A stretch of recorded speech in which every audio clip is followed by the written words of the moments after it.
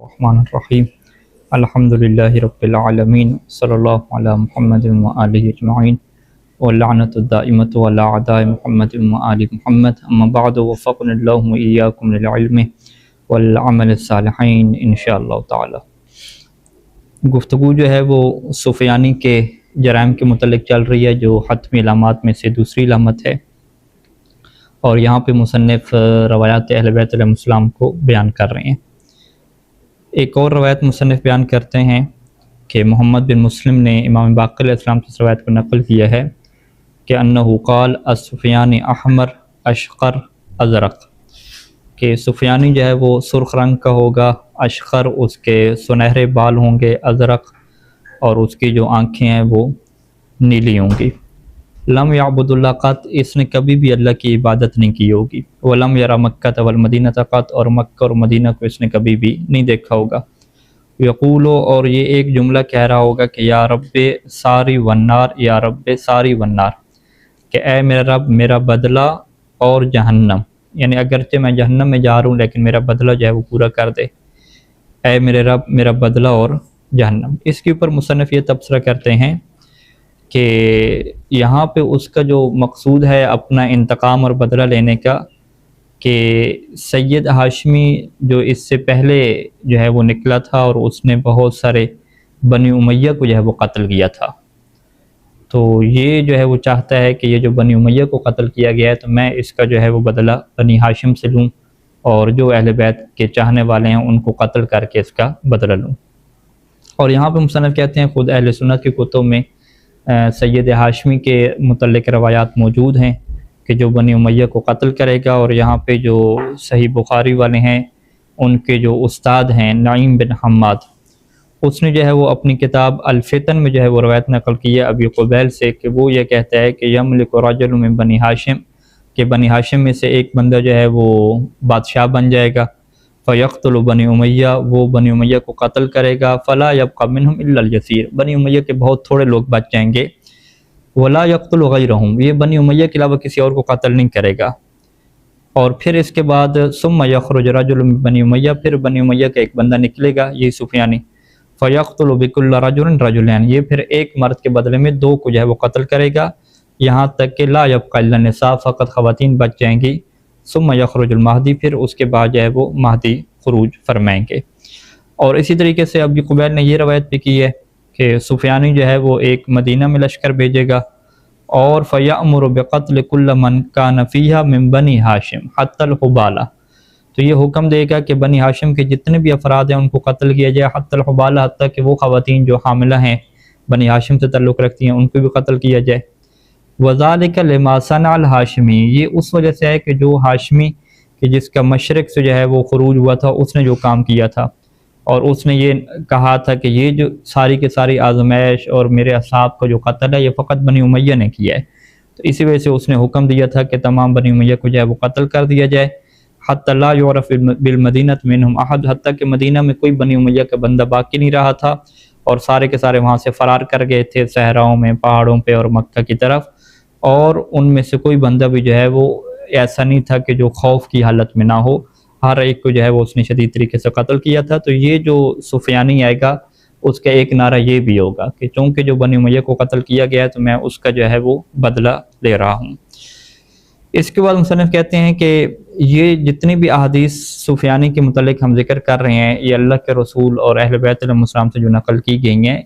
کہ جس میں سفیانی کے جرائم اور اس کے ظلم کو جو ہے وہ بیان کیا گیا ہے، تو یہ فقط وہ احادیث نہیں ہیں کہ جو فقط جو ہے وہ شیعہ نے جو ہے وہ ذکر کی ہیں، بلکہ علماء سنت کی جو کتب ہیں وہ بھی سفیانی کے تذکرے سے بھری پڑی ہیں، تو لہٰذا سفیانی ایک ایسا انسان ہے کہ جس کے متعلق فریقین کی کتب میں روایات جو ہے وہ نقل ہوئی ہیں۔ اس کے بعد مصنف نے کچھ فہرست دی ہے، تقریباً جو ہے وہ 9 کتابیں جو ہیں وہ اہل سنت کی ذکر کی ہیں کہ اس کے اندر بھی جو ہے وہ سفیانی کا ذکر تفصیل سے آیا ہے، جس میں جو ہے وہ سیوطی شافی کی جو ہے کتاب العرف الوردی کا حوالہ دیا، ہیثمی کی کتاب مجموع الزوائد کا، صحیح مسلم کا، عقد الدرر جو شافی کی ہے، کنز العمال متقی ہندی کی کتاب الفتن نعیم بن حماد یعنی جو بخاری کے استاد ہیں اس نے جو ہے وہ چیپٹر باندھا ہے علامات المہدی کا، مستدرک صحیحین حاکم حسکانی کی، اور سالبی کی جو تفسیر قرآن ہے اور طبری کی اسی طرح کی تفسیر قرآن ہے. اس کے علاوہ مصنف نے کہا ہے کہ 10 مصادر اہل سنت کے بھی مل جائیں گے کہ جس میں جو ہے وہ باقاعدہ سفیانی کا ذکر کیا گیا ہے. تو تمام روایات کا مصنف کہتے ہیں کہ اگر میں یہ خلاصہ کروں تو وہ یوں بنے گا کہ سفیانی کی جو زندگی ہے وہ ایسی ہے کہ اس کے جو فائل ہے وہ جرم سے جو ہے وہ بھری پڑی ہے اور قبیح اس کے کاموں سے بھری ہوئی ہے، کہ جس کا ہم خلاصہ یوں کر سکتے ہیں کہ سفیانی ایک ایسا شخص ہے کہ جو سرعام بدکاری کرنے والا ہے اور اس کے ہاں کوئی حرام چیز ہے ہی نہیں، ہر چیز کو یہ حلال سمجھنے والا ہے. اس کا جو نسب ہے وہ اموی ہے، یعنی بنی امیہ سے تعلق رکھتا ہے، اور اس کا جو رجحان اور سوچ ہے وہ بھی انہی کے ساتھ ہے، اہل بیت کا یہ دشمن ہے. اور یہ سوریہ یعنی شام کے اندر یہ قیام کرے گا، اور اس کا جو قیام ہے اور اس کا جو انقلاب ہے شام کے اندر ایسے کامیاب ہوگا کہ 2 گروہ اس سے جو ہے وہ لڑنے والے ہوں گے. ایک کی جو ہے وہ قیادت رجل احمر یعنی سرخ رنگ کا انسان کر رہا ہوگا، اور ایک کی قیادت جو ہے وہ رجل ابرس یعنی جو برس کی بیماری میں شخص مبتلا ہوگا وہ کر رہا ہوگا. اور دونوں کے ساتھ جو ہے وہ سفیانی اس طریقے سے مقابلہ کرے گا کہ دونوں کو جو ہے وہ قتل کر دے گا، دونوں کا خاتمہ ہو جائے گا. اور اس کے بعد پھر ساری جو فضا ہے وہ سفیانی کے لیے ہموار ہو جائے گی، اور یہ اس کی جو حکومت ہے وہ دمشق کے اوپر ہوگی، حمص کے اوپر ہوگی، حلب کے اوپر، اردن کے اوپر، اور جو فلسطین ہے اس کے اوپر بھی جو ہے وہ اس کی حکومت ہوگی. اور اس کی پیروی کرنے والے یہودی بھی ہوں گے، یہودیوں کے علاوہ جو دیگر اولاد شوارع واللقطاء، عربی کا یہ لفظ لکھا کہ جو گلی محلے کے جو بدماش قسم کے لوگ ہوتے ہیں اور جو نسب جن کا صحیح ثابت نہیں ہوتا، وہ لوگ جو ہے وہ اس بندے کی اتباع کرنے والے ہوں گے.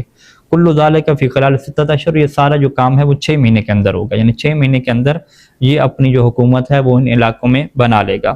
اس کے بعد پھر یہ ایک بڑا لشکر بنائے گا کہ جو اگر روایات کو خلاصہ کیا جائے تو 1,42,000 جو ہے وہ بندوں کے اوپر مشتمل ہوگا.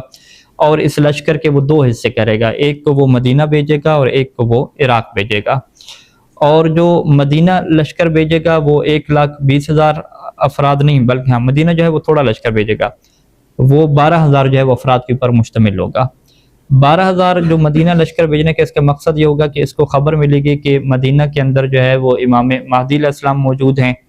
تو لہٰذا یہ کہے گا کہ بھی مدینہ کے اندر حملہ کرو اور امام مہدی علیہ السلام کو جو ہے وہ شہید کر دو. اور یہ جو لشکر ہے جب مدینہ میں پہنچے گا تو امام مہدی علیہ السلام ان کو نہیں ملیں گے، یہ مدینہ میں 3 دن جو ہے وہ رہیں گے اور وہاں پہ یہ لوٹ مار کریں گے اور بہت بڑی جو ہے وہ تباہی پھیلائیں گے. پھر انہیں جب پتہ چلے گا کہ امام مہدی تو جو ہے وہ مکہ میں ہیں، تو پھر اسی لشکر میں سے جو بڑی تعداد ہے وہ مکہ کی طرف جو ہے وہ بڑھے گی تاکہ جو ہے وہاں پہ امام مہدی علیہ السلام کو جو ہے وہ قتل کر سکیں. اور جب یہ مکہ جا رہے ہوں گے اور درمیان میں جو ہے وہ ایک صحرا ہے مدینہ اور مکہ کے درمیان، جب وہاں پہ پہنچیں گے تو وہاں پہ اللہ کی طرف سے یہ کرنا ہوگا کہ جو زمین ہے وہ انہیں نگل لے گی اور یہ زمین میں دس جائیں گے، اور 2 بندے جو ہے وہ ان میں سے بچ جائیں گے. اور جو 2 بندے بچ جائیں گے ان میں سے ایک جو بندہ ہے وہ اس معجزے کو دیکھ کر جو ہے وہ امام مہدی علیہ السلام کی طرف ہو جائے گا، اور وہ فوراً جو ہے وہ امام مہدی علیہ السلام کی طرف جائے گا تاکہ جو ہے وہ ان کو بشارت دے دے کہ جو آپ کا دشمن ہے اللہ نے اسے ہلاک کر دیا ہے. اور جو ایک بندہ ہے وہ جو ہے وہ اس کی وجہ سے متاثر نہیں ہوگا، بلکہ وہ سفیانی کی لشکر کی طرف واپس جائے گا اور سفیانی کو جا کے تاکہ خبر دے کہ اس کے لشکر کے ساتھ کیا ہوا اور کیا حالات پیش ہے. تو یہ 12,000 کو جو ہے وہ لشکر ہے. اس کے علاوہ جو باقی لشکر ہے جو 1,00,000 سے زیادہ کے ہے وہ جو ہے وہ عراق کی طرف وہ بھیجے گا، اور عراق میں وہ آ کے روحہ کے مقام کے اوپر رہیں گے. اور مصنف کہتے ہیں روحہ سے مراد جو ہے نجف اشرف کے جو مضافاتی علاقے ہیں وہ مراد ہیں کہ جس کے اندر حلہ کا شہر اور بابل بھی شامل ہیں. اور وہاں پہ یہ لشکر جو ہے وہ اپنا پڑاؤ ڈالیں گے سارے کے سارے لشکر، اور پھر اس میں سے جو ہے وہ 60,000 اور 70,000 60,000 کا لشکر یا 70,000 کا لشکر جو ہے وہ نجف اور کوفہ کی طرف روانہ کیا جائے گا. اور یہ جو ہے وہ کوئی عید ہوگی، عیدوں میں سے ایک عید کا روز ہوگا کہ لوگ جو ہے وہ اچھے کپڑے پہنے ہوئے ہوں گے اور باہر جو ہے وہ عید منا رہے ہوں گے. اور یہ جب کوفہ پہنچے گا تو ادھر سے جو ہے وہ بغداد سے 5,000 کا ایک لشکر نکلے گا تاکہ جو ہے وہ سفیانی کے اس لشکر سے مقابلہ کر سکے. اور دونوں لشکروں کو جو ہے وہ آپس میں جنگ ہو جائے گی، اور بالآخر جو ہے وہ جو سفیانی کا لشکر ہے یہ غالب آ جائے گا اور یہ ان کو جو ہے وہ شکست دے دے گا. اور اس کے بعد جو ہے وہ سفیانی کے لشکر سے کوئی مقابلہ کرنے والا نہیں ہوگا، اور یہ کوفہ کے اندر داخل ہو جائے گا اور وہاں پہ بہت زیادہ جو خون بہے گا، یہ جو ہے وہ سولی پہ لوگوں کو لٹکائے گا اور جو اہل و عیال ہیں ان کو یہ قیدی بنا لے گا. اور کوفہ میں سے ایک جو ہے وہ بندہ قیام کرے گا جو کمزور ہوگا، لیکن یہ اس کو بھی جو ہے وہ سفیانی کا جو لشکر کا امیر ہے وہ اسے قتل کر دے گا، اور پھر وہاں سے یہ قیدی وغیرہ بنا کے یہ دوبارہ جو ہے وہ شام کی طرف یہ لوگ واپس جائیں گے، اور اس میں جو ان کے لشکر کی تعداد ہوگی وہ 1 لاکھ جو ہے وہ قریب ہوگی کہ جب یہ شام کی طرف واپس جا رہے ہوں گے۔ لیکن وہاں سے جو ہے پھر جو یمانی کا لشکر ہے وہ کوفہ پہنچے گا، اور کوفہ پہنچنے کے بعد وہاں ایک سید ہاشمی کا لشکر ہوگا، یہ 2 لشکر جو ہے وہ ملیں گے، اور یہ پھر ان کے پیچھے جو ہے وہ آئیں گے، اور ان کے جب پیچھے آئیں گے تو ان کو اس طریقے سے قتل کریں گے کہ لا یفلت منہم ذو حیات، کہ کوئی ایک بندہ بھی 1 لاکھ میں سے ایسا نہیں بچے گا کہ جس کی زندگی باقی ہو، بلکہ سب کو کیا ہے قتل کر دیں گے، اور پھر جو انہوں نے قیدی بنا کے رکھے ہوں گے ان کو بھی کیا آزاد کرا کے لے آئیں گے، اور بہت ساری جو غنیمت ہے وہ بھی ان کو حاصل ہو جائے گی۔ تو اس طریقے سے جو ہے وہ سفیانی کے لشکر تو ختم ہو جائیں گے۔ خود سفیانی کا جو ہے وہ انجام کیسے ہوگا، تو اس کے بارے میں مصنف یہ کہتے ہیں کہ روایات میں یہ بات موجود ہے کہ امام مہدی علیہ السلام کے جب حالات جو ہے وہ سارے اس طریقے سے فتح کرتے کرتے جب وہ کوفہ میں پہنچیں گے اور کوفہ کو دارالحکومت بنا لیں گے، سارے نظام جو ہے ان کا سیٹ ہو جائے گا، تو اس کے بعد جو ہے وہ امام مہدی علیہ السلام شام کی طرف جو ہے وہ خروج کریں گے، خود نکلیں گے شام کی طرف تاکہ سفیانی کا وہاں پہ خاتمہ کیا جا سکے، اور شام جو ہے وہ پہنچیں گے اس حالت میں کہ امام علیہ السلام کے ساتھ جو ہے وہ بہت بڑی لوگوں کی تعداد ہوگی، اور اس وقت جو ہے وہ پتہ چلے گا کہ جو سفیانی ہے وہ شام کے اندر نہیں پڑاؤ ڈالے ہوئے بلکہ وہ رملہ کی جو ہے وہ وادی میں ہے۔ رملہ سے مصنف کہتے ہیں کہ فلسطین اس سے مراد ہے، القدس کا جو علاقہ ہے اس کے مشرق میں جو ہے وہ فلسطین کا ایک علاقہ ہے رملہ، وہاں پہ جو ہے وہ سفیانی کا جو ہے وہ قیام ہوگا۔ تو اس کے بعد جو ہے وہ امام مہدی علیہ السلام کا جو لشکر ہے یہ وہاں پہ نکلے گا فلسطین کی طرف، اور وہاں پہ امام مہدی علیہ السلام کا لشکر اور جو سفیانی کا کچھ جو لشکر ہوگا ان کا آپس میں کیا ہوگا، ٹکراؤ ہو جائے گا، یہ لوگ مل جائیں گے، اور صورتحال یوں بنے گی کہ وہ جو سفیانی کے لشکر کے کچھ لوگ ہیں وہ بھی جب اس حالت کو دیکھیں گے تو وہ سفیانی کے لشکر کو چھوڑ کے امام مہدی علیہ السلام کے لشکر کی طرف آ جائیں گے، اور ادھر امام مہدی علیہ السلام کے لشکر میں بھی کچھ لوگ ایسے ہوں گے کہ جو یہاں سے بھی چھوڑ کے وہ سفیانی کی طرف چلے جائیں گے، اور ان حالات میں جو ہے وہ ایک روایت پھر مصنف نقل کرتے ہیں کہ امام باقر علیہ السلام سے یہ روایت ہے کہ سفیانی کو جب یہ خبر پہنچے گی کہ امام مہدی علیہ السلام جو ہے وہ کوفہ کی طرف سے آ رہے ہیں اس کی طرف، تو وہ اپنے لشکر کو لے کے نکلے گا امام مہدی علیہ السلام کے سامنے، اور وہ ایک جملہ کہے گا کہ اخرجوا الیہ ابن عمی، کہ اے میرے چچا زاد میری طرف جو ہے وہ آپ نکلو۔ چچا زاد اس وجہ سے کہے گا کہ یہ بنی امیہ اور وہ بنی ہاشم ہے، تو یہ بنی ہاشم کو جو ہے وہ اپنے چچا زاد جو ہے وہ کہتے تھے، اور یہاں پہ جو ہے وہ امام مہدی علیہ السلام اور سفیانی کے درمیان جو ہے وہ ملاقات ہوگی، اور امام مہدی علیہ السلام اس سے جو ہے وہ کلام کریں گے اور گفتگو ہوگی دونوں کے درمیان، اور اس کا نتیجہ کیا نکلے گا کہ سفیانی جو ہے وہ متاثر ہو جائے گا اور امام علیہ السلام کی بیعت کر لے گا،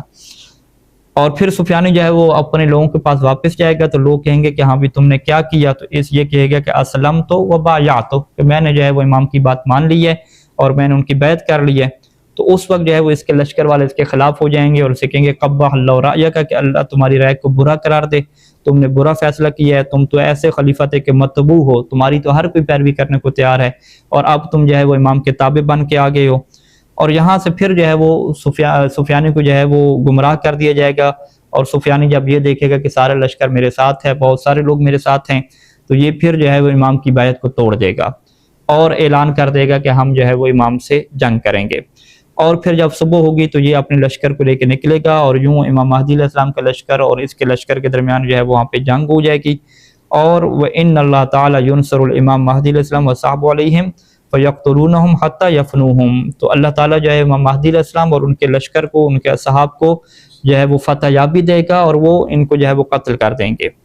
یہ ایک روایت ہے۔ مصنف کہتے ہیں دوسری روایت میں یوں موجود ہے کہ ان سفیانی یعتبر مما جرى على جیشه المرسل الى مکہ، کہ یہ جو اس کا لشکر جو مکہ پہنچا تھا اور زمین میں دھنس گیا تھا، تو اس وجہ سے سفیانی کو بہت زیادہ جو ہے وہ عبرت حاصل ہو گئی تھی، اور سفیانی یہ سوچنے لگ گیا تھا کہ میں جو ہے وہ ان کے اوپر غالب نہیں آ سکتا، کس طرح سے جو ہے وہ زمین نے میرے لشکر کو جو ہے وہ نگل لیا ہے، تو یہ عبرت کی وجہ سے امام مہدی علیہ السلام کی اطاعت کرنے کی یہ نیت کر لیتا ہے، بلکہ باقاعدہ جو ہے وہ بیعت بھی کر دیتا ہے، لیکن بعد میں جو ہے پھر اس کے حالات بدل جاتے ہیں اور یہ بیعت توڑ دیتا ہے اور سرکشی کی طرف پلٹ آتا ہے، اور آخر پہ جو اس کے قتل کے بارے میں روایات موجود ہیں کہ اس کو جو ہے وہ قیدی بنا لیا جائے گا، اور خود امام مہدی علیہ السلام اپنے ہاتھ سے جو ہے وہ اس کی جو ہے وہ گردن اڑائیں گے۔ یعنی تیسری روایت میں ہے کہ امام مہدی علیہ السلام کہیں گے کہ اس کی گردن جو ہے وہ ایک جو ایلیا کے مقام پہ، یعنی ایلیا سے مراد مصنف لیا ہے کہ جو قدس کا شہر ہے قدس کے شہر میں جو ایک چٹان ہے اس کے اوپر جو ہے اسے لایا جائے گا، اور یوں امام مہدی علیہ السلام جو ہے اس کی گردن اڑائیں گے، اور یوں ساری دنیا کے جو بندے ہیں وہ خوش ہو جائیں گے کہ یہ ایک انتہائی کبھی اور ظالم قسم کے انسان اس کا خاتمہ ہوا ہے۔ اس کے بعد مصنف کہتے ہیں کہ ایک سوال اگر آپ کریں کہ یہ جو اتنے زیادہ کوفہ میں اور مدینہ میں اتنی زیادہ یہ قتل و غارت گری کرے گا اور اتنے زیادہ لوگوں کو قتل کرے گا، جوانوں کو، خواتین کو، بچوں کو، تو یہ اس کی کیا وجہ ہے؟ اتنی بڑی آزمائش یہ لوگوں کے اوپر اور اہل بیت کے چاہنے والوں کے اوپر کیوں آ رہی ہے؟ اس کی کیا وجہ ہے؟ تو مصنف کہتے ہیں کہ یہ ساری کی ساری جو وجہ ہے وہ دین کی مخالفت کرنے کی وجہ سے ہے، کیونکہ ہمارے پاس روایات موجود ہیں، یہ میں اپنی طرف سے ایڈ کر رہا ہوں کہ جو بندہ جو ہے وہ امر بالمعروف اور نہی عن المنکر کو ترک کر دیتا ہے تو اللہ تعالیٰ ان کے اوپر ظالم لوگوں کو مسلط کر دیتا ہے، اور وہ ان کے اوپر ایسا ظلم کرتے ہیں کہ اگر یہ دعائیں بھی مانگیں گے تو ان کی دعائیں بھی اللہ تعالیٰ قبول نہیں کرتا۔ تو مصنف بھی انہی روایات کی طرف اشارہ کرتے ہیں کہ یہ جو ظالمین اوپر انسانوں کے مسلط ہو جاتے ہیں اس کے پیچھے وجہ یہ ہوتی ہے کہ یہ لوگ برائیوں میں پڑ جاتے ہیں۔ اور مصنف کہتے ہیں کہ دنیا کے اگر آپ قوانین میں دیکھیں کہ اگر آپ کسی قانون کے ایک فقط مادہ کی مخالفت کریں اور اس کی بغاوت کریں تو آپ کو جو ہے وہ جیل میں ڈال دیا جاتا ہے، بڑی لمبی لمبی سزائیں دی جاتی ہیں، جرمانے کی جاتے ہیں، فقط ایک قانون کی مخالفت کریں۔ جبکہ یہاں پہ ہم دیکھتے ہیں کہ شریعت کا کون سا ایسا حکم نہیں ہے کہ جس کی مخالفت یہ مسلمان نہیں کر رہے۔ اور پھر مصنف کہتے ہیں کہ اگر میں یہاں پہ بیان کروں کہ کتنے جو ہے وہ لوگوں کے اندر فساد پھیل چکے ہیں اور برائیاں پھیل چکی ہیں، انہوں نے امر بالمعروف اور نہی عن المنکر کو ترک کر دیا، تو یہ کتاب کا موضوع جو ہے وہ بدل جائے گا۔ لیکن مصنف کہتے ہیں کہ کچھ جو ہے وہ چند چیزوں کی طرف میں اشارہ کر دیتا ہوں تاکہ آپ یہ جان سکیں کہ یہ جو مسلمانوں کے اوپر اور اہل بیت کے چاہنے والوں کے اوپر آزمائش آئے گی، یہ خود ان کے اعمال کا اپنا نتیجہ ہوگی۔ مصنف کہتے ہیں کہ آج جو ہے وہ آپ دیکھ لیں کہ کوئی جوان ایسا نہیں ہے کہ جس کو جو ہے وہ عقائد کے اندر انحراف موجود نہ ہو، بلکہ بہت سارے ایسے ہیں کہ وہ صبح اس حالت میں کرتے ہیں کہ وہ ملحد ہوتے ہیں، وہ اللہ کے جو ہے وہ خالق ہونے کا انکار کر چکے ہوتے ہیں، بلکہ وہ دین کا مذاق اڑا رہے ہوتے ہیں، دین کی جو مقدسات ہیں اور جو ثابت شدہ چیزیں ہیں ان کا وہ کیا مذاق اڑا رہے ہوتے ہیں۔ اور کتنے ہی مسلمان ایسے ہیں کہ لا یصلون والکثیر منہم لا یصومون شہر رمضان، کہ کتنی مسلمان ایسے ہیں کہ اصلا نمازیں پڑھنا انہوں نے چھوڑ دی ہیں، کوئی نماز نہیں پڑھ رہا، ماہ رمضان میں سر عام جو ہے وہ کھاتے پیتے ہیں، روزے نہیں رکھتے، اور جو زکوٰۃ ان کے اوپر واجب ہو چکی ہے بہت تھوڑے لوگ بچ چکے ہیں کہ جو زکوٰۃ واجب کو ادا کرتے ہوں۔ اور اکثر اسلامی ملکوں میں آپ دیکھیں گے کہ جتنے بھی حرام کام ہیں وہ باقاعدہ حکومتی طور پہ قانونی قرار دیے گئے ہیں، ان کی جو ہے وہ اجازت دے دی گئی ہے، حالانکہ وہ کیا اسلامی جو ہے وہ ملک ہے۔ کہتے ہیں کہ کون سے اسلامی ملک ایسا نہیں ہے کہ جس کے اندر آپ دیکھتے ہیں کہ وہاں پہ چوری نہ ہوتی ہو۔ اگر آپ کہتے ہیں مثلا کہتے ہیں خود اگر مکہ مدینہ کی بات کریں تو کتنے حاجی ایسے ہیں کہ ہم نے دیکھا ہے کہ خود طواف کرتے وقت کعبہ کے ارد گرد ان کے جو ہے وہ جو نقدی پیسے ہیں وہ چوری ہو جاتے ہیں، ان کی جو ہے وہ جو ان کے پارس وغیرہ ہوتے ہیں وہ چھین لیے جاتے ہیں۔ اور خود بعض ایسے چور بھی موجود ہیں کہ جو باقاعدہ مساجد کی چیزیں جو ہے وہ چرا لیتے ہیں، مساجد کے اندر جو قرآن مجید موجود ہیں وہ چرا کے جو ہے وہ اسے جو ہے وہ سستی قیمت پہ جو ہے بیچتے ہیں۔ اور اگر شراب کی بات کریں تو شراب تو جو ہے وہ مسلمانوں کے ملکوں میں جو ہے وہ حلال ہوئی پڑی ہے اور باقاعدہ علنی طور پہ پی جا رہی ہے، اور باقاعدہ قانون کے اندر کیا ہے اس کو اجازت مل چکی ہے۔ اور اگر دیگر جو ہے وہ آپ بے پردگی کی اور فحاشی کی بات کریں تو مصنف کہتے ہیں یہ ایسی چیز ہے کہ جس کو جو ہے وہ کہا جاتا ہے کہ یہ تو جو ہے وہ قدیم سوچ ہے اور پرانے زمانے کی افکار ہیں، اور نئی آزادی کے نام پہ اور نئی سوچ کے نام پہ اس فحاشی کو جو ہے وہ پھیلایا جا رہا ہے۔ اس کا مصنف کہتے ہیں اگر آپ سود کی بات کریں تو کون سا ایسا جو ہے وہ تجارت اور بڑے تجارت کا مرکز اور بینک ایسا نہیں ہے کہ جو سود سے پاک ہو، بلکہ بہت سارے لوگ ایسے ہیں کہ جن کی زندگی اسی سود کے اوپر گزر رہی ہے۔ وَتَنْبُتُ اللُّحُومُ مِنَ الرِّبَا، ان کی ولادت سے لے کر آخر تک ان کے گوشت کا ایک ایک ٹکڑا جو بنا ہے وہ اسی سود کے پیسوں سے بنا ہوا ہے سارے کا سارا۔ اور اس کے بعد مصنف نے کہا ہے کہ کتنے مسلمانوں کے ملک ایسے ہیں کہ وہاں پہ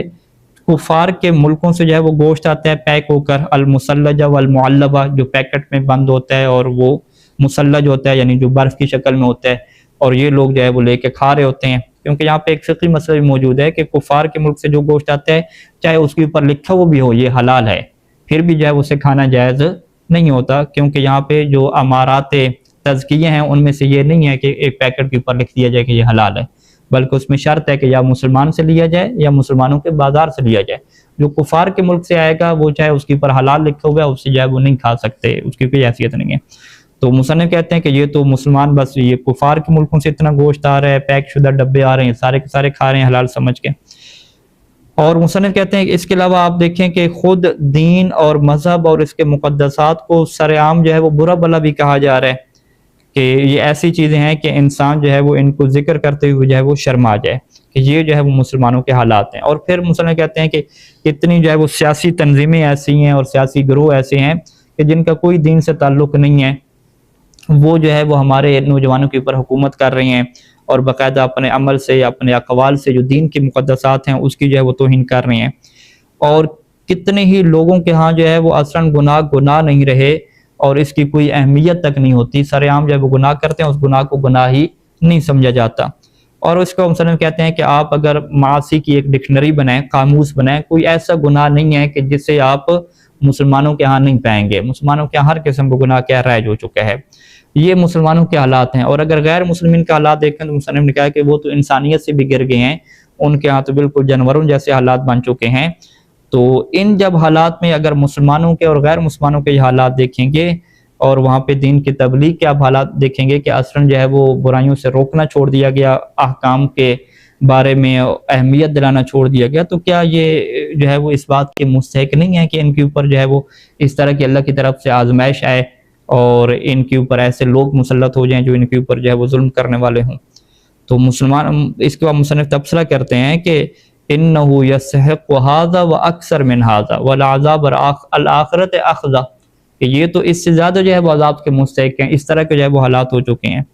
تو لہٰذا مصنف کہتے ہیں ان جیسے سارے حالات کو اگر آپ دیکھیں تو آپ کے لیے جو تیسری عالمی جنگ کی جو باتیں ہو رہی ہیں اس کی معرفت بھی آپ کے لیے آسان ہو جائے گی کہ تیسری عالمی جنگ میں جو ہے وہ اتنے لوگ کیوں مر جائیں گے، کیا وجہ ہے اس کی؟ یہ وجہ ہے کہ غیر مسلمین نے انسانیت کو چھوڑ دیا اور مسلمانوں نے اپنے دین تک کو چھوڑ دیا، دین کو جو ہے معطل کر دیا گیا۔ اس کا جو ہے وہ طبعی اور نیچرل نتیجہ یہی نکلے گا کہ ان کے آپس میں اتنے زیادہ فساد ہو جائیں گے، قتل و غارت گری ہوگی اور بچے اور خواتین تک جو ہے وہ ان کے مریں گے۔ تو اس کے بعد جو ہے وہ مصنف کہتے ہیں کہ یہ ساری کی ساری جو ہے وہ چیزیں اس لیے ہیں کہ یہ اللہ کا ایک نظام ہے، اللہ کا یہ قانون ہے کہ جب برائیاں عام ہو جاتی ہیں، برائیوں سے روکنا بند کر دی جاتے ہیں، تو پھر ایک موقع ایسا آتا ہے کہ جو ظالمین ان کے اوپر مسلط ہو جاتے ہیں، ان کے درمیان فساد پھیل جاتا ہے اور نتیجہ جو ہے وہ قتل و غارت گری کے اوپر جو ہے وہ انجام پاتا ہے۔ تو یہاں پہ سفیانی کے بارے میں بحث ختم ہوتی ہے۔ اس کے بعد جو ہے وہ تیسری علامت کے بارے میں بحث ہوگی، الخسف فی البیداء، کہ بیداء کے مقام پہ زمین کے دھنس جانے سے کیا مراد ہے، اور کچھ اشارہ اس کے بارے میں پہلے بھی ہو چکا ہے لیکن ابھی مستقل علامت کے طور پہ جو ہے وہ اسے بیان کریں گے۔ تو انشاءاللہ یہ اگلے دروس میں خداوند کریم کی توفیق سے اس کو جو ہے ہم بیان کریں گے۔ وہ صلی اللہ علی محمد و آلہ اجمعین۔